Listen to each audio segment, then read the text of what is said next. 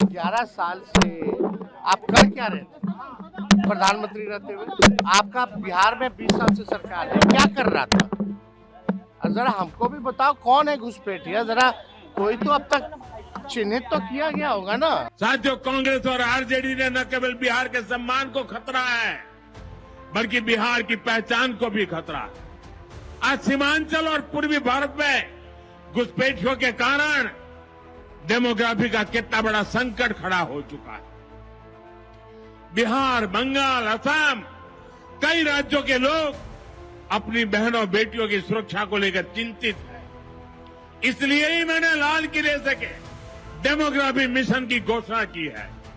लेकिन vote bank का स्वार्थ देखिए, कांग्रेस, आरजेडी और उसके इकोसिस्टम के लोग घुसपैठियों की वकालत करने में जुटे हैं, उन्हें बचाने में लगे हैं और बेशर्मी के साथ विदेश से आए घुसपैठियों को बचाने के लिए ये नारे लगा रहे हैं, यात्राएं निकाल रहे हैं। ये लोग बिहार और देश के संसाधन और सुरक्षा दोनों को दांव पर लगाना चाहते हैं।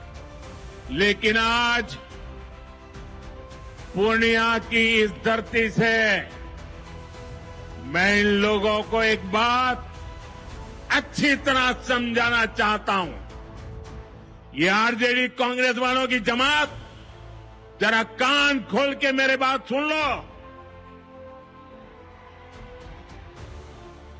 जो भी घुसपैठियां हैं, उसे बाहर जाना ही होगा।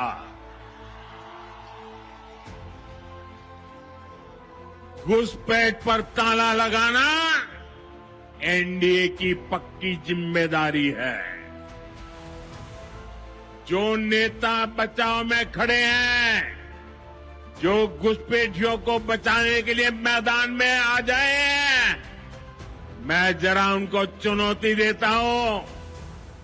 आप घुसपैठियों को बचाने में चाहे जितना जोर लगा लें, आप घुसपैठियों को हटाने के संकल्प पर काम करते रहेंगे। जो लोग घुसपैठियों की ढाल बनते हैं, वो सुन ले, भारत में भारत का कानून चलेगा, घुसपैठियों की मनमानी नहीं चलेगी। ये मोदी की गारंटी है। घुसपैठियों पर कार्रवाई होगी और देश इसका अच्छा परिणाम भी देख के रहेगा। घुसपैठ के समर्थन में कांग्रेस, आरजेडी वाले जो विषय उछाल रहे हैं, बिहार और देश की जनता उन्हें बहुत करारा जवाब देने जा रही है। साथियों, कांग्रेस और आरजेडी बीते 2 दशक से बिहार की सत्ता से बाहर है और निसंदेह इसमें सबसे बड़ी भूमिका बिहार की मेरी माताओं बहनों की है। मैं बिहार की माताओं बहनों को विशेष प्रणाम करता हूं। कौन रोका है तुमको घुसपैठिया को बाहर भगाने से? 11 साल से आप कर क्या रहे थे? प्रधानमंत्री रहते हुए आपका बिहार में 20 साल से सरकार है, क्या कर रहा था? और जरा हमको भी बताओ कौन है घुसपैठिया, जरा कोई तो अब तक चिन्हित तो किया गया होगा ना। जरा बताएं। केवल चुनाव में भाषण देने से नहीं, अभी झारखंड में चुनाव था तो वहां घुसपैठिया था, आप घुसपैठिया नहीं है, अब वहां जाकर के घुसपैठिया के बारे में बोल रहे हैं। तो ये घुसपैठिया को केवल जो है मुद्दों से भटकाना है।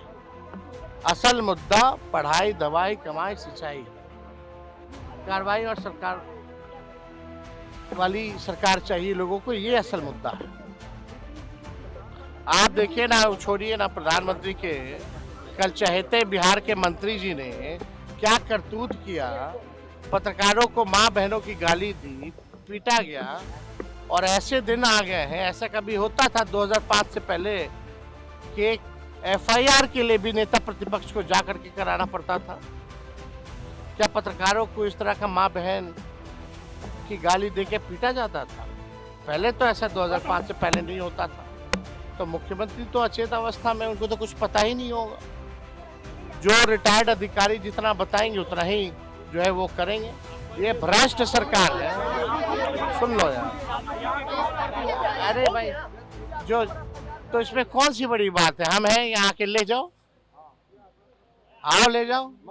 अगर भाई फॉर्म भरने की बात ही नहीं है भाई। अच्छा, इतना दिन बाद याद आ रहा है, कोई फालतू का इशू को डाइवर्ट करने के लिए, मंत्री जी से ध्यान भटकाने के लिए मंत्री जी द्वारा करवाया गया है। ये लोग एफआईआर से हम लोगों को डराने वाले हैं।